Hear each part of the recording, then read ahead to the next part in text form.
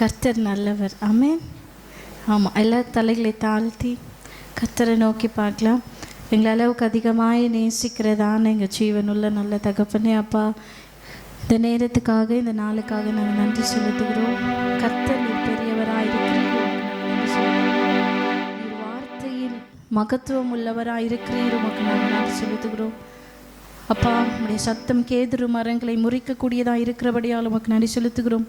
இன்றும் நீ ஜீவிக்கிறவராக இருக்கிறீர், உமக்கு நாங்கள் நன்றி செலுத்துகிறோம். ஆண்டவரே, இன்றைக்கி நாங்கள் கேட்க போகிறோம் வார்த்தைகளை கர்த்தர் எங்களுக்கு ஆசீர்வதித்துக்கொடும். உடைய மகிமையின் மேகம் எங்களை சூழ்ந்து கொள்ளட்டும். பரிசுத்த ஆவியானவர் எங்கள் இருதயங்களை நிரப்பி நீர் ஏவும்படியாக நாங்கள் ஜெபிக்கிறோம். எல்லா துதிகளும் மகிமை ஒருவருக்கே நாங்கள் செலுத்துகிறோம். நல்ல தகப்பனே. சரி, இந்த 40 நாட்களுக்கு கர்த்தர் நம்மளுக்கு கொடுத்துருக்கிற ஒரு தலைப்பு கிறிஸ்துவ வாழ்க்கையின் சவால்கள். ஆமாவா? சரி, நீங்கள் சொல்லுங்களேன், கிறிஸ்துவ வாழ்க்கையில் எதெல்லாம் சவாலாக நீங்கள் நினைக்கிறீங்க? பிசாசு ஜெயிப்பது ஒரு சவால். வேற?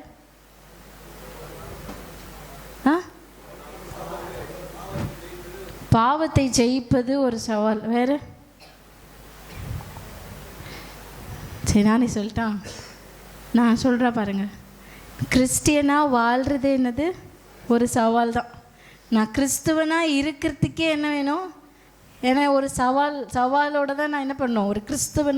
ஒரு கிறிஸ்துவனாக நான் இருக்கிறதே பெரிய இந்த உலகத்தில், அதுவும் இப்போ காலகட்டத்தில், இப்போ இருக்கிற உலகத்தில், இப்போ இருக்கிற நான் ஒரு சூழலில் நம்ம கிறிஸ்தவராய் இருக்கிறதே ஒரு பெரிய சவால் தான். அப்போது நான் யோசித்தேன், கிறிஸ்டியன் அப்படின்றது ஒரு மதமா அப்படின்னு நீங்கள் யோசித்துருக்கிறீங்களா? கிறிஸ்துவம் அப்படின்றது ஒரு மதமா இல்லையா? வேற என்னது அப்போ கிறிஸ்தவம்ன்றது? கிறிஸ்டியானிட்டி அப்படின்றது ஒரு ரிலீஜியனா இல்லையா? கிறிஸ்துவம்ன்றது ஒரு மதமா இல்லையா? மதம். எத்தனை பேர் மதம்னு ஒத்துக்கிறீங்க? 2 கும்பல் இருக்குது. 1. சரி, இன்னொரு கேள்வி. கிறிஸ்துவம் வந்து மதம் இல்லை அப்படின்றவங்க கை தூக்குங்க பார்க்கலாம். ஒரு சிலர் 4 பேர் தான் தூக்குறாங்க. அப்போ என்னது ஐயா கிறிஸ்தவம்ன்றது?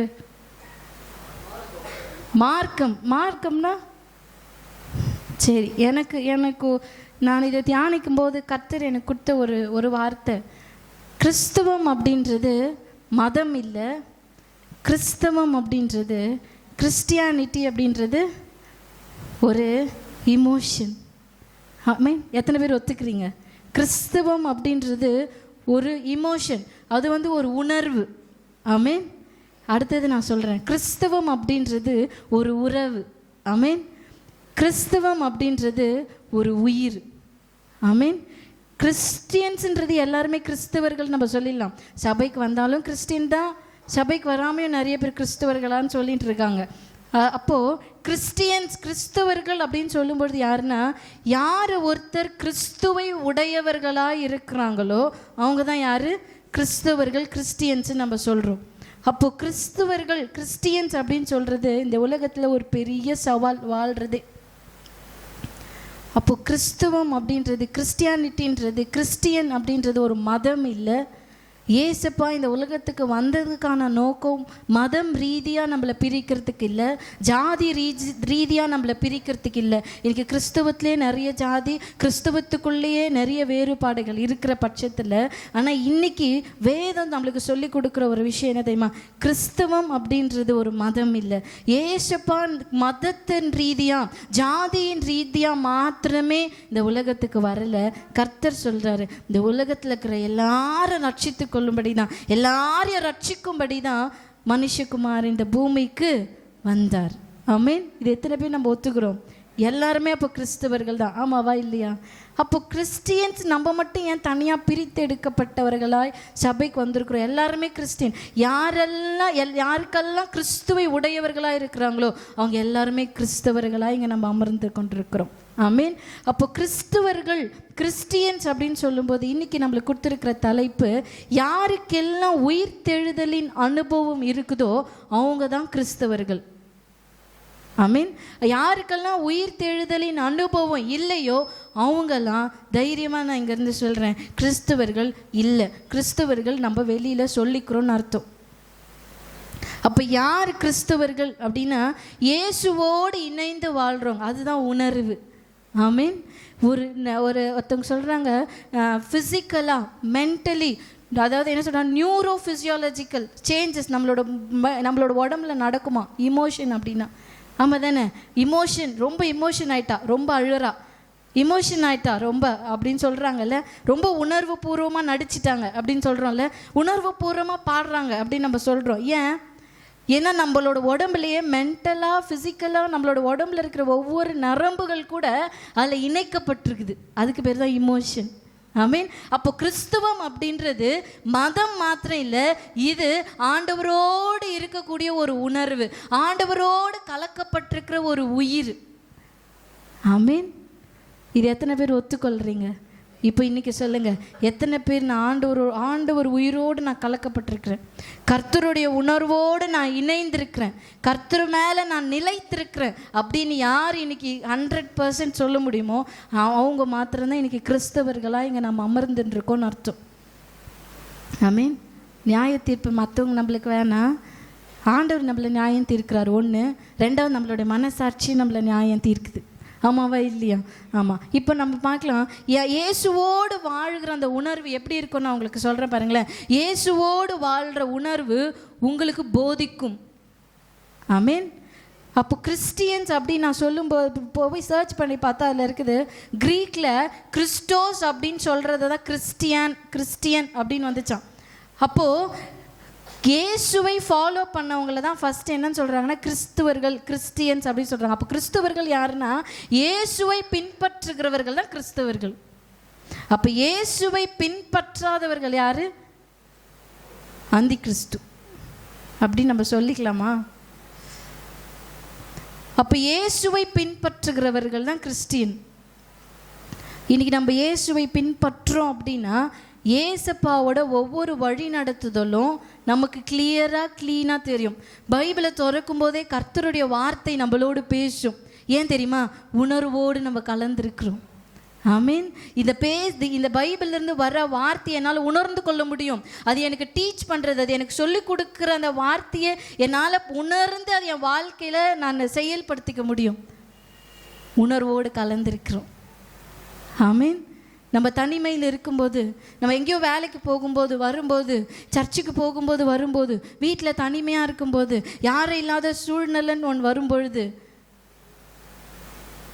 கிறிஸ்துவோடு நம்ம இணைந்திருக்கிறோம் அப்படின்னு வச்சுக்கோங்களேன். அந்த தனிமையில் கர்த்தருடைய உறவு நம்மளோட இருதயத்தை நிரப்பி ஏவும். ஆமீன். இது எத்தனை பேர் உணர்ந்திருக்கிறீங்க உங்கள் தனிமையில்? நான் நிறைய தனிமையில் அப்போ நான் உணர்ந்திருக்கிறேன். அப்பா இல்லாத சூழ்நிலையில் நம்மளை நம்ம நெக்ஸ்ட்டு ஸ்டேஜுக்கு நம்ம எப்படி என்ன அப்படின்னு நம்ம யோசிக்கும் போது, காலேஜுக்கெலாம் போகும்போது வரும்போது, அன்னைக்கு நான் முழங்கால் படிட்டு ஜெபிச்ச ஒரு நாள், அந்த நாளில் கர்த்தருடைய அன்பு என்னை பூரணமாய் நிரப்பிச்சு. ஆமீன். அந்த அன்பு எப்படியாப்பட்ட அன்புனா, உலகத்தில் இருக்கிற தகப்பனால் கொடுக்க முடியாத ஒரு அன்பு. ஆமீன். உலகத்தில் இருக்கிற உறவுகளினால் கொடுக்க முடியாத ஒரு அன்பு. ஆமீன். அந்த அன்பு என்னை நிரப்பி ஏவிச்சு பாருங்கள். அந்த அன்பு இன்னைக்கு வரலும் நடந்தது. அதனால தான் நான் சொல்கிறேன், கிறிஸ்தவம்ன்றது மதம் இல்லை, அது ஒரு உணர்வு ரீதியான, உயிர் ரீதியான சம்பந்தப்பட்ட ஒரு இமோஷன்.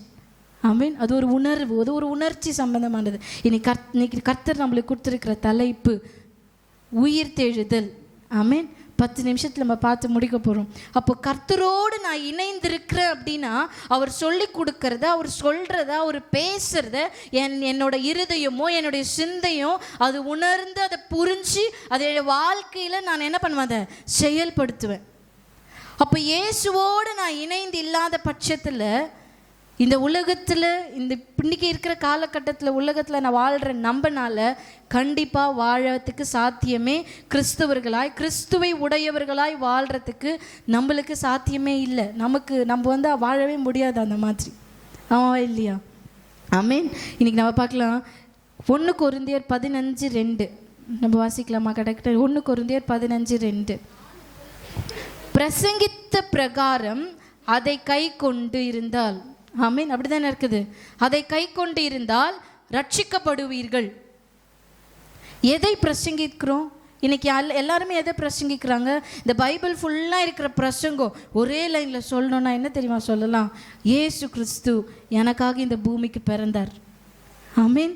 ராஜாதி ராஜாவாக இருக்க வேண்டியவர், சிங்காசனத்தில் இருக்க வேண்டிய என் தகப்பன் எனக்காக, ஏன் பாவத்துக்கு சுமந்து தீர்க்கிறதுக்காக என் தேவன் எதுவுமே இல்லாத சூழ்நிலை, வீடு இல்லாத சூழ்நிலை, யாருமே இல்லாத ஒரு சூழ்நிலையில் இந்த உலகத்துக்கு வந்தார். ஆமீன். அதே போல் ஏன் பாவத்துக்காக, ஏன் குற்றத்துக்காக, ஏன் மீறுதல்களுக்காக, என்னோட முன்னோர்கள் செய்த பாவத்துக்காக, எல்லாத்துக்கும், இனிமேல் வர எல்லா பாவத்துக்காகவும் கர்த்தர் எனக்காக சிலுவையில் ரத்தத்தை கொடுக்கறதுக்காக வந்தார். ஆமீன். அடுத்தது கர்த்தர் எனக்காக உயிர் தெழுந்தார். ஆமீன். ஏன் தெரியுமா உயிர் தெழுதல் முக்கியம்? எனக்காக அவர் திரும்ப வரப்போகிறாருன்னு அர்த்தம். இவ்வளோதாங்க இந்த முழு பைபிளே, பிரசங்கமே அவ்வளோதான். எனக்காக இயேசுப்பா இந்த பூமிக்கு வந்தார், எனக்காக மரிச்சார். மரிச்சதோட அவர் உடல்ல காட் வந்து பாருங்களேன் ஒரு ஃபுல்ஃபில், அவர் வந்து முழுமையான தேவன். ஐ மீன் மண் இறந்துட்டு அப்படியே போயிடல. அவர் உயிர் தெழுந்து, எனக்காக உயிர் தெழுந்து, எனக்காக திரும்பவும் வரப்போகிறார். ஆமீன். எதுக்கு தெரியுமா? என்ன அவரோடு கூட என்ன பண்ண போகிறாரு? கூட்டிகிட்டு போக போகிறார். அந்த பிரசங்கத்தை, அந்த நிச்சயத்தை, அந்த உணர்வுள்ள அந்த பிரசங்கத்தை, அந்த வார்த்தையை நம்ம கை கொண்டு நடக்கும் பொழுது தான் நம்ம என்ன பண்ணுவோமா? ரட்சிக்கப்படுவோம். அப்போ இப்பொழுது நம்ம ரட்சித்திருக்கிறோமா அப்படின்னா கண்டிப்பாக இல்லை. நான் ஞானஸ்தானம் எடுக்கிறதுனால, நான் திருவிருந்து எடுக்கிறதுனால நான் ரட்சிக்கப்பட்டிருக்கிறேன் நம்ம சொல்ல முடியுமானா கண்டிப்பாக சொல்ல முடியாது. ஆமீன். எவ்வளோ விஷயத்தை நம்ம வெளியே பண்ணிட்டு வந்து திருவிருந்து எடுக்கிறோம், எவ்வளோ விஷயத்தை நமக்கு இருதயத்துக்குள்ளே வச்சுட்டு வந்து திருவிருந்து எடுக்கிறோம். ஞானஸ்தானம் எடுக்கும் போது இருக்கிற மனுஷன் வேற, ஞானஸ்தானத்துக்கு அப்புறமா இருக்கிற மனுஷன் வேற. ஆமாவா இல்லையா? ஒவ்வொரு நாளும் முடிவு பரியந்தம் யார் நிலைத்திருக்கிறார்களோ அவர்கள் மாத்திரம்தான் என்ன பண்ண முடியும்? ரட்சிக்க முடியும். அவங்க மட்டும்தான் ரட்சிக்கப்படுவாங்க. அப்போது அனுதினமும் பவுல் சொல்கிறாரு, அனுதினமும் நான் சாகிறேன். ஏன் தெரியுமா அவர் சாகிறேன்னு சொல்கிறாரு? நான் இயேசு கிறிஸ்துவை பற்றி நான் பிரசங்கிக்கிறதுனால இந்த ஜனங்கள்கிட்ட அனுதினமும் நான் என்ன பண்ணுறேன்? சாகிறேன். ஆனால் அது எனக்கு மகிமையாக இருக்குது. ஆமீன். அப்போ இன்றைக்கி அனுதினமும் நம்ம இந்த உலகத்தில் வாழ்கிற வாழ்க்கை, அனுதினமும் நம்ம சந்திக்கிற ஒவ்வொரு விஷயம், நம்ம சந்திக்கிற பாவங்கள். ஆமீன். நம்ம வாசிக்கலாமா? 1 கொரிந்தியர் 15:3-4 நான் அடைந்ததும் என்னவென்றால் கிறிஸ்துவானவர் வேத வாக்கியங்களின்படி பாவங்களுக்காக மரித்து அடக்கம் பண்ணப்பட்டு வேத வாக்கியங்களின்படி 3ஆம் நாளில் உயிர் தெழுந்தார். ஆமீன். ஏன் உயிர் தெழணும்? கர்த்தர் 17வது வசனத்தை நம்ம வாசிக்கலாம். கிறிஸ்து எழுந்திராவிட்டால் உங்கள் விசுவாசம் வீணா இருக்கும், நீங்கள் இன்னும் உங்கள் பாவங்களில் இருப்பீர்கள். ஆமீன். அப்போது ஏசப்பா சிலுவையில் மறிச்சிட்டாருன்றது அதோடு நம்ம முடிச்சுக்கிறோம். ஆமாம் தானே? ஏசப்பா எனக்காக சிலுவையில் மறிச்சிட்டாரு, என் பாவத்துக்காக அவர் மன்னிச்சிட்டாரு, என் பாவத்துக்காக ஒரு ரத்தத்தை சிந்திட்டார், அதோடு நம்ம ஃபுல் ஸ்டாப் பண்ணிடுறோம். ஆனால் பவுல் அவ்வளோ அழகாக சொல்கிறாரு, ஏசு உயிர் தெழலைன்னா நம்ம இன்னும் பாவத்திலே இருந்திருப்போமா. ஆமீன். அதுக்கான அர்த்தம் என்ன தெரியுமா? நம்மளுக்கு ஒரு தைரியம் வந்துட்டுருக்கோம். அவர் தான் எனக்காக செத்து போயிட்டாரு, அவர் தான் எனக்காக ரத்தத்தை சிந்திட்டாரு, அவர் தான் அடிக்கப்பட்டாரு, அவர் தான் சிலுவையில் செத்து போயிட்டாரு, எனக்காக வந்தார், எனக்காக மறிச்சிட்டாரு அப்படின்ற ஒரு நிர்விசாரம் நமக்குள்ளே வந்துட்டுருக்கோம். ஆமீன். யோசித்து பாருங்களேன். அவர் மரித்ததோடு விட்டுட்டு இருந்தாங்க அப்படின்னா, கர்த்தர் உயிர் தெழலை அப்படின்னா இன்னைக்கு ஜனங்களுக்கு எப்படியாப்பட்ட ஒரு தாட், எப்படியாப்பட்ட ஒரு மைண்ட் செட் வந்துட்டு இருக்கோம் தெரியுமா? இப்போவே நம்ம அப்படி தான் இருக்கிறோம். ஆமாவே, எனக்காக ஆண்டவர் மறிச்சிட்டாரு, நான் பண்ணுற பாவத்தை எல்லாம் ஆண்டவர் மன்னிச்சிடுவார். ஏன்னா இப்போ செய்கிற பாவத்துக்கும் வரப்போகிற எல்லா பாவத்துக்கும் ஆண்டவர் மன்னிச்சிட்டாரு. அது யாருக்கு தெரியுமா? கிறிஸ்துவை பற்றி தெரியாதவர்களுக்கு. அது அந்த வசனம் அவங்களுக்கு. ஆனால் கிறிஸ்துவை அனுதினமாக தியானிக்கிற நமக்கு, திருவிருந்து எடுக்கிற நமக்கு, ஞானஸ்தானத்தை பெற்ற நமக்கு நியாய தீர்ப்பின் நாள் ஒன்று வரும். ஆமேன். ஆமாம். அப்போ கர்த்தர் இங்கே சொல்கிறாங்க, பவுல் இங்கே அழகாக சொல்கிறாரு, கர்த்தரின் உயிர் தெழுதல் இல்லாவிட்டால் நம்மளுடைய விசுவாசம் வீணாக இருக்கும், இன்னும் நம்ம பாவத்திலே இருந்திருப்போம். ஏன்னா அவர் தான் மறிச்சிட்டாரே, செத்து போயிட்டாரே, இதுக்கப்புறம் என்ன இருக்குது? இன்றைக்கி நிறைய பேர் நம்ம வீட்டில் இறந்துட்டாங்கன்னா நம்ம சொல்லுவோம்ல, இதுக்கப்புறம் நான் வரவா போகிறாரு, பரவாயில்ல போ அப்படின்னு சொல்லுவாங்கள்ல. இதுக்கப்புறம் வரவா போகிறாங்க, அவங்க ட்ரெஸ்ஸில் வச்சுட்டு இருக்க, இதுக்கப்புறம் வரவா போகிறாங்க, இதுக்கப்புறம் வரவா போகிறாங்க, அப்படி தான் நம்மளும் நினச்சிட்டு இருப்போம். ஏசு கிறிஸ்து உயிர் தெழலைன்னா இதுக்கப்புறம் அவர் வரவா போகிறாரு, பார்த்துக்கலாம் விடுறா அப்படின்னு சொல்லுவாங்க. வாசிக்கலாம் 15-18 வசனம். கெட்டிருப்பார்கள், அப்படி தானே? ஆமீன். கிறிஸ்துவர்கள் மரித்தவர்களும் என்ன பண்ணியிருப்பாங்களாம்? கெட்டு போயிருப்பாங்க. அடுத்து நம்ம வாசிக்கலாம் 15-23. தன் வரிசையிலே உயிர்ப்பிக்கப்படுவான். ஆமாம். பின்பு அவர் வருகையில் அவருடையவர்கள் உயிர்ப்பிக்கப்படுவார்கள். ஆமீன். இப்போ எத்தனை பேருக்கு அந்த நிச்சயம் இருக்குது? கிறிஸ்துவுக்குள் நான் மரிப்பேன், கர்த்தருடைய வருகை தாமதிக்குமே என்றால் நான் கிறிஸ்துவுக்குள் மரிப்பேன் அப்படின்ற நிச்சயம் இன்னைக்கு நம்மளுக்கு இருக்குதா? ஏன்னா வசனம் தெளிவாக சொல்லுது, கிறிஸ்துவுக்குள் அவருடையவர்களாக யார் இருக்கிறார்களோ அவர்கள் தான் உயிர்ப்பிக்கப்படுவார்கள். அவர் வசனத்தின்படி இந்த உலகத்துக்கு வந்தார்னா, வசனத்தின்படி சிலுவையில் மரித்தார்னா, வசனத்தின்படி உயிர் தெழுந்தார்னா, வசனத்தின்படி திரும்ப வருவார்னா, வசனத்தின்படி அவருடையவர்கள் தான் உயிர்ப்பிக்கப்படுவார்கள். ஆமீன். அதை நம்ம வாசிக்கலாம் 1 கொரிந்தியர் 15:32-33.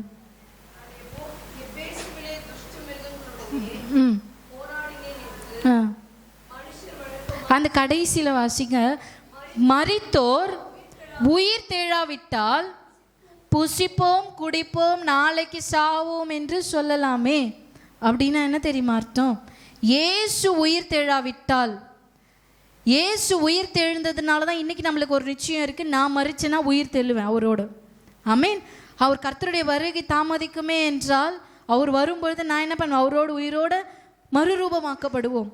ஆனால் இன்றைக்கி உயிர் தெழுதல்னு ஒன்று இல்லை அப்படின்ற பட்சத்தில் ஜனங்க இன்றைக்கி என்ன சொல்லுவாங்களாமான்னா, நல்லா சாப்பிடு, நல்லா இரு, இந்த உடம்பு செத்து தானே போகுது. அப்போ பாவம் செய்கிறவங்க என்ன தெரியுமா சொல்லுவாங்க? நம்ம கூட இருக்கிறவங்க, அடுத்த வசனம் சொல்லுங்க, மோசம் போகாதிருங்கள், ஆகாத சம்பாஷணை நல் ஒழுக்கத்தை கெடுக்கும். ஆமீன். கிறிஸ்துவை உடையவர்கள், அவருக்கு உடையவர்கள், அவரை உடையவர்கள் ஆகாத சம்பாஷணை அவங்களோடு கூட கலக்க மாட்டாங்க. யார் கிறிஸ்துவை உடையாதவர்களாக இருக்கிறாங்களோ அவங்க என்ன தெரியுமா சொல்லுவாங்க? டேய் மச்சான் பண்ணுறா, ஒன்றும் தப்பு கிடையாது. ஏய் நீ என்னடி ரொம்ப கிறிஸ்டியன் சொல்கிற, அதெல்லாம் ஒன்றும் இல்லை, வா. என்ன மேடம் நீங்கள் இப்படி இருக்கிறீங்க, அதெல்லாம் ஒன்றும் இல்லை, வாங்க பார்த்துக்கலாம். இதெல்லாம் பார்த்தா ஒன்றும் தப்பு இல்லை, இப்படிலாம் பேசினா தப்பு இல்லை, கெட்ட வார்த்தை பேசினா தப்பு கிடையாது, அதெல்லாம் ஓகே தான். குறி பார்க்கலாம், ஒன்றும் தப்பு கிடையாது. நேரக்கால பார்க்கலாம், தப்பு கிடையாது. நாள் கிழமை பார்க்கலாம், தப்பு கிடையாது. இதுதான் ஆகாத சம்பாஷணை. ஆமீன்.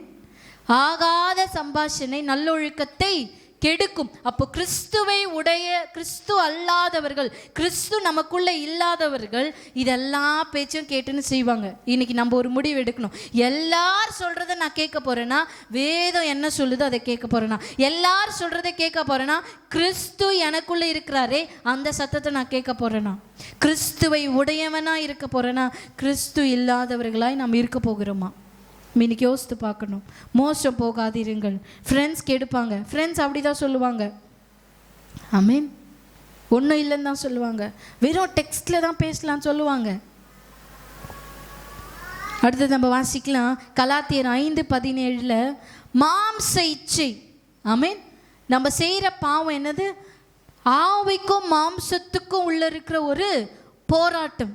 கிறிஸ்துவை உடையவர்களாய் நம்ம இருக்கும்போது கர்த்தர் நம்மளை கண்ட்ரோல் பண்ணி நடத்துறாரு. ஆமா தானே? இந்த உலகத்துல தப்பு இருக்குது தான், இந்த உலகத்துல பாவம் இருக்குது தான். எல்லாத்துலேயுமே இருந்து தான் நம்மள அந்த உலகத்தில் ஆண்டவர் படைச்சிருக்கிறாரு. இல்லை தான் நம்மளும் தேவ தூதர்கள் மாதிரி அங்கே என்ன பண்ணியிருப்போம், இருந்திருப்போம். ஏன் நம்மளை மனுஷனாக இங்கே உருவாக்கி இருக்கிறாருன்னா, உலகத்தில் உபத்திரவம் உண்டு, ஆமாம், திடன் கொள்ளுங்கள், உலகத்தை நான் ஜெயித்தேன், அதோடு முடிச்சிட்டாரு. மாம்ச இச்சை வெளியரங்கமாக இருக்குது. என்னென்னது?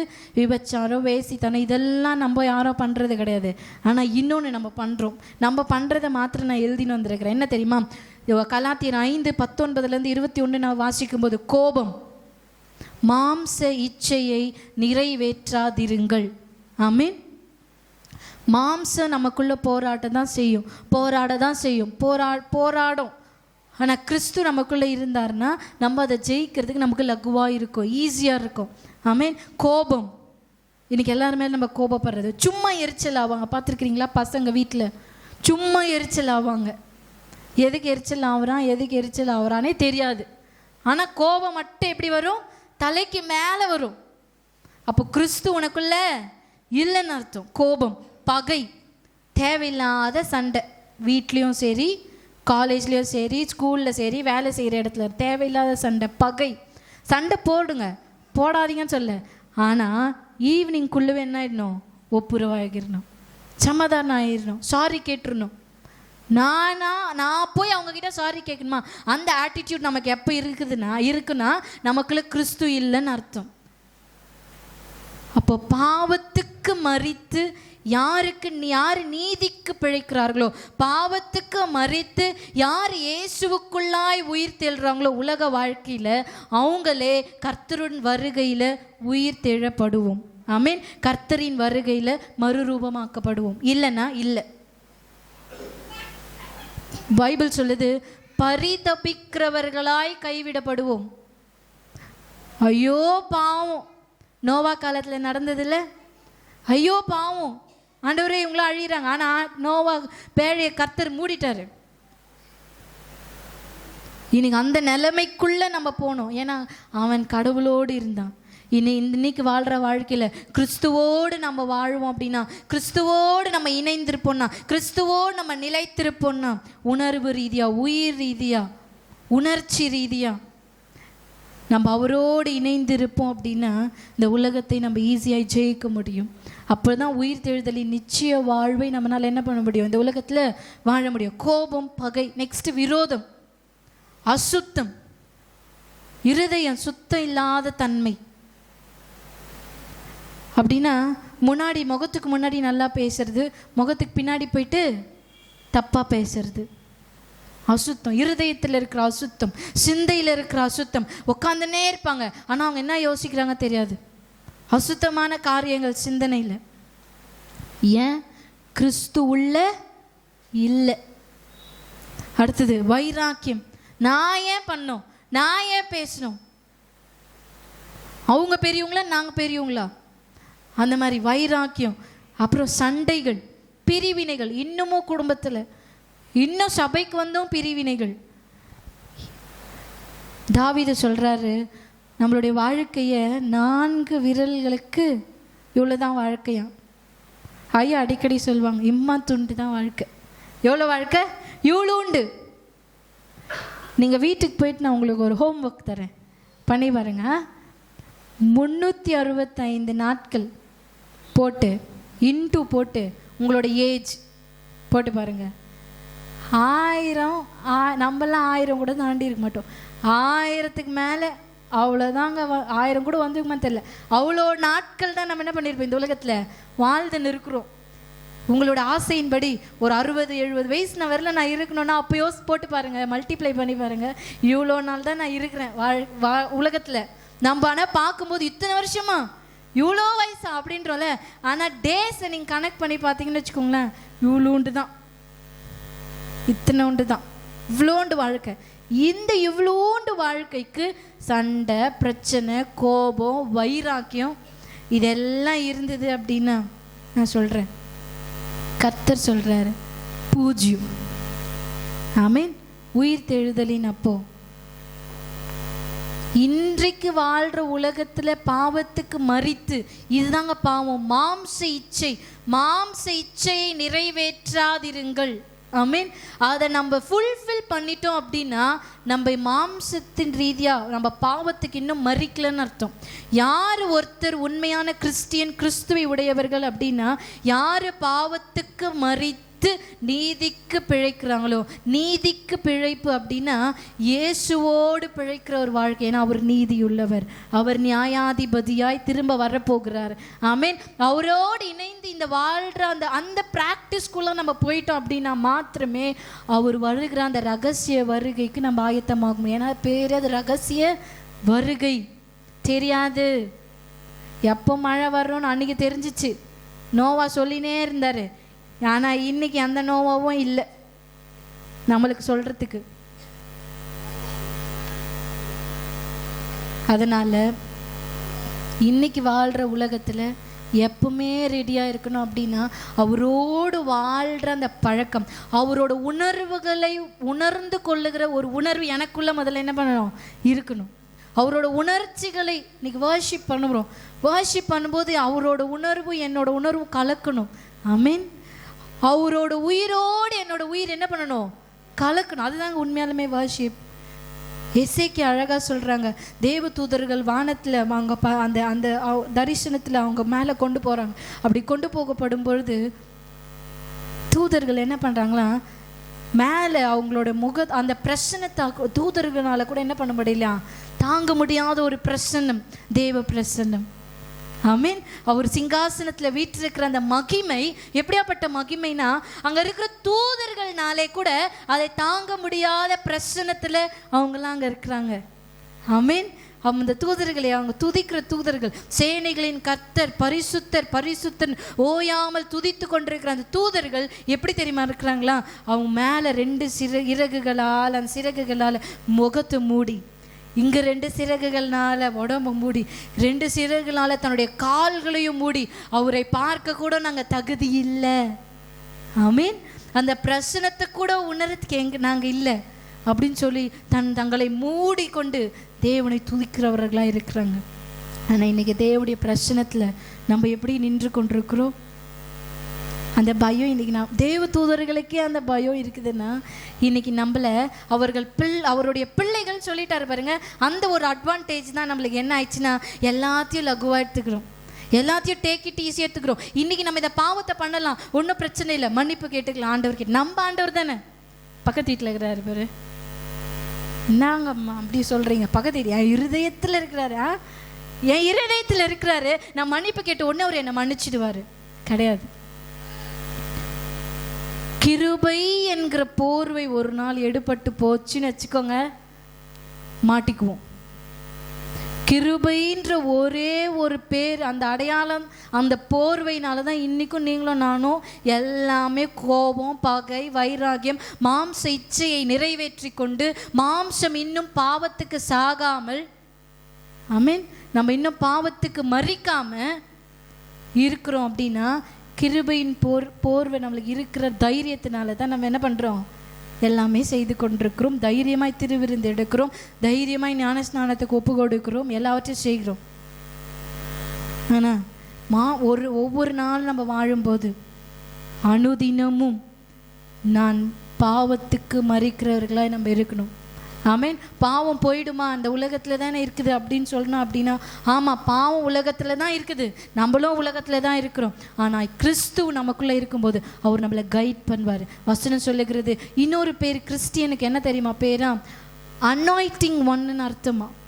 அதாவது அபிஷேகம் பண்ணப்பட்டவர்கள் அப்படின்னு அர்த்தம் கிறிஸ்டியன்னா. நீங்கள் போய் சர்ச் பண்ணி பாருங்கள் கூகுளில், கிறிஸ்டியன்னா என்னன்னு போயிட்டு பாருங்கள்.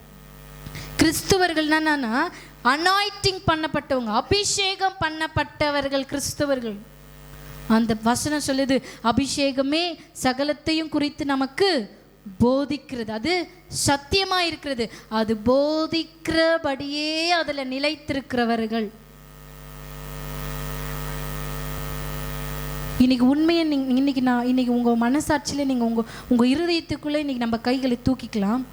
நான் ஒரு விஷயத்தை ஆண்டவருக்கு விரோதமாய் நான் செய்யும் பொழுது என் கர்த்தர் என்னுடைய இருதயத்திலிருந்து என் சிந்தையில் உணர்த்துகிறாருன்ட்டு சொல்கிறவங்க உங்கள் இருதயத்தில் நீங்கள் கைகளை தூக்கிக்கோங்க.